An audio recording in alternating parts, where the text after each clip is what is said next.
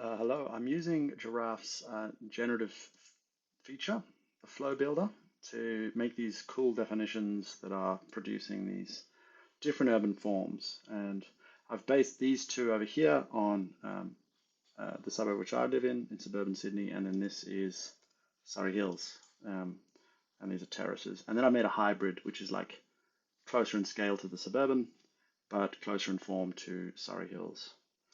So let's just talk a bit about these forms. The suburban option is front yard, side setbacks, backyard, and these really big houses are averaging 427 square meters for these envelopes, double story. Um, and um, and to get 27 dwellings, you need 18,000 square meters of land. And to get the same, or to get 28 dwellings in Surrey Hills, you only need 2,900 square meters of land. Those dwellings are much smaller. They're 186 square meters on average on 3 stories. So they are far smaller, but they are also far more densely packed. And you can see the ratio, the floor space ratio here is about 0.64 for these guys and 1.75 for Surrey Hills. Now, I'd argue that the land use in Surrey Hills is far more intensive. Land is more expensive, and what this has led to is a more optimized urban form, and the terrace is an incredibly optimized urban form. And what I mean by that is that the backyard is the best bit of a house. And so in Surrey Hills, there's only backyard. There's no front yard. There's no side, whatever this is, side setbacks. Those are both zero. Everything has gone to house or backyard because that's where you hang out. Like often in suburbs, like in suburbia, the side bit is filled with bins, park stuff there. You don't hang there. You don't have coffee. You don't, intensively garden it. And same with the front yard. The front yard is very often very nicely presented, but it's very often underutilized. Again, people don't hang out there. They do everything in the backyard. So this is optimal. And it's led to a happy consequence that this is really well formed space. Like this is nice rectangles. Like you can see this feels very good. Feels very good, right? It's a nice contained green space between some buildings that then separate the streets. And if we're in Brooklyn, you can see this happening. Yeah, private green space, row of buildings, right? You build to the edge to find the boundary. If we go to Bath, UK, which Bath, UK is nice. Bath, UK, let's go there. All right, we're not going to go there.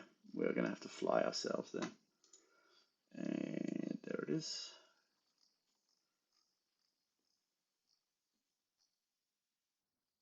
Same thing, right? So now there are slight front yards, but like these really nice backyards, very very small side setbacks, very small front setbacks, and in the sort of the more developed or intensively used bits of Bath, that feature is only increased. So here there's a very small sort of front yard, but then these really lovely green spaces. So you're getting this incredibly optimal built form.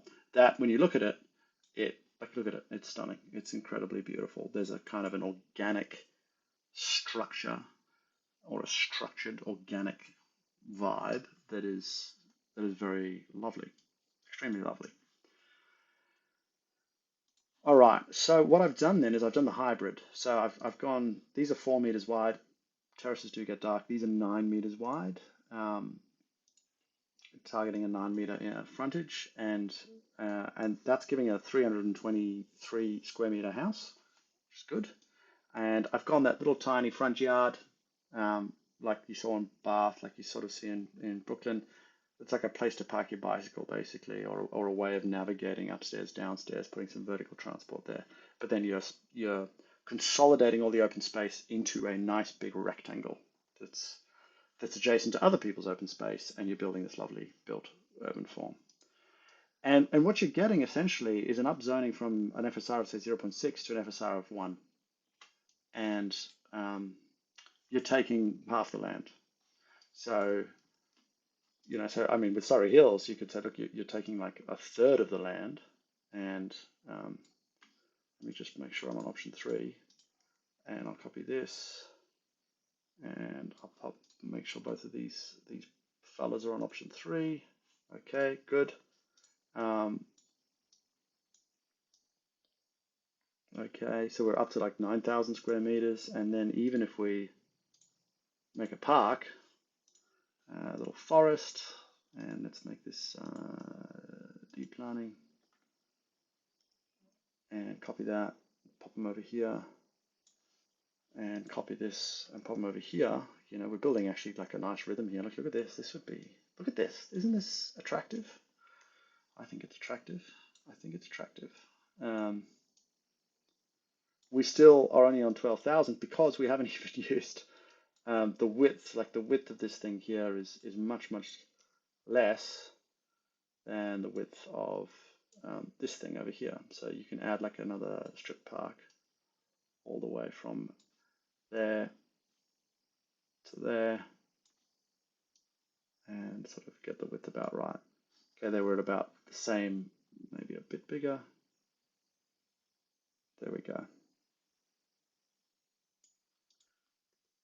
Okay, so we're using 17,000 odd, 18,000 odd square meters for option for the default option, which is 27 dwellings, and option 3, which is 86 dwellings, 86 people.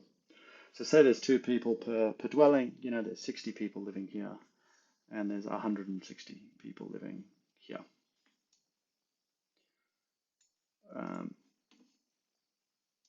And this feels good. I mean, is it objectively good? Like, you know, am I making an a subjective aesthetic judgment?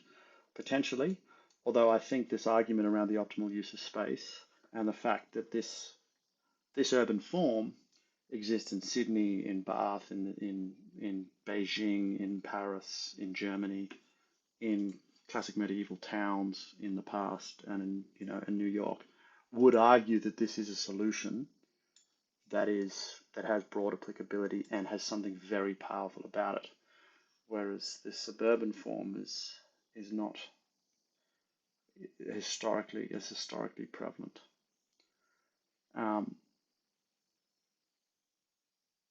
Now, the spend of these people would also be bigger. So let's just add a model population, and just get this, and we'll put this in persons. We don't have that unit. Create the persons unit, and I'll bin that, and I will just go dwellings, total dwelling count, and we'll go A times 2. So 2.3 people per dwelling. 2.3 people per dwelling. And build formatted persons model population. Save changes. All right, so 62 people, sort of 200 people, 62, 200. And then I'm going to just do a spend. I'll say local retail spend. And I'm going to say $100 of like coffees and restaurant spend a week and $100 of groceries that they really want to spend locally. And so it's going to be the model population times $200 times 52 weeks. Local retail spend. So I reckon that. Okay, I mean, so that's 62 times whatever that is. I guess that's 10,000, $200 a week. Yeah. So 10,000 and a bit. $2 million a year, which means that you can chuck a cafe, right, in addition to the corner store. And so, or you can do a community center in addition to the cafe and the corner store in this option that you wouldn't be able to support. There's just not the money. There's sort of $1.4 million a year that are going to be spent, on this stuff. That's just not there. And this is what it looks and feels like. You get these parks, right? So you have your backyard, you have this park, and there'd be far less car use, which would give you a big saving. And it would look and it would feel like this. And I guess the question is that nice or is that not nice? and I think it's very nice. But it's pokey. So we've got this option here. So what I've done is I've whipped something up earlier, and what I've whipped up is an option 4, where I basically spread this stuff around. I spread this one around, so we've got the same kind of vibe, and I've spread parks and playing fields, and sometimes I like to open these kind of backyard vistas to the playing field because then people would sit on their balconies here and they would see the trees. You know, it would be lovely to sit there. You could almost like call to your children, or you know what I mean, like shine a laser, say come home, or just sit and look at the trees, which is also nice. Which I haven't done here. I've sort of fronted those guys, so you know we could do that or that. But what we're basically getting is on this 40,000 square meters, so this is sort of 2 and a bit times the default option, we're getting a population of 400 people that are spending $4 million in retail, you know, locally, and a built form and an urban form that looks and feels like this, right? So it's taking some of these ideas, it's making heavy use of terraces. It's making heavy use of dividing the street from these kind of backyard spaces, and then it's putting parks everywhere, and it's looking and feeling far more like a medieval village with a village green, with an intensity of built form and an efficiency and an optimization of land use than it is a suburban form. But I think it's got a lot going for it. I think it's got a lot going for it. And if you look, I've just been crafting the streets so that they sort of turn around, and there's a lot of places where the streets are quite narrow, which is good because it gets very hot. And so narrow streets are shady streets, and shady streets are nice streets.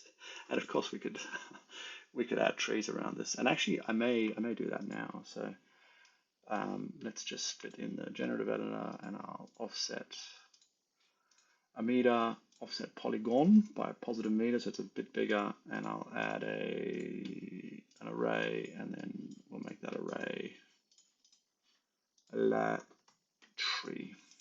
And let's make these trees every 25 meters. Save changes. Boom. All right. I wish there was a way of multi-selecting and editing these things. I wonder if there is. I'll just do this one.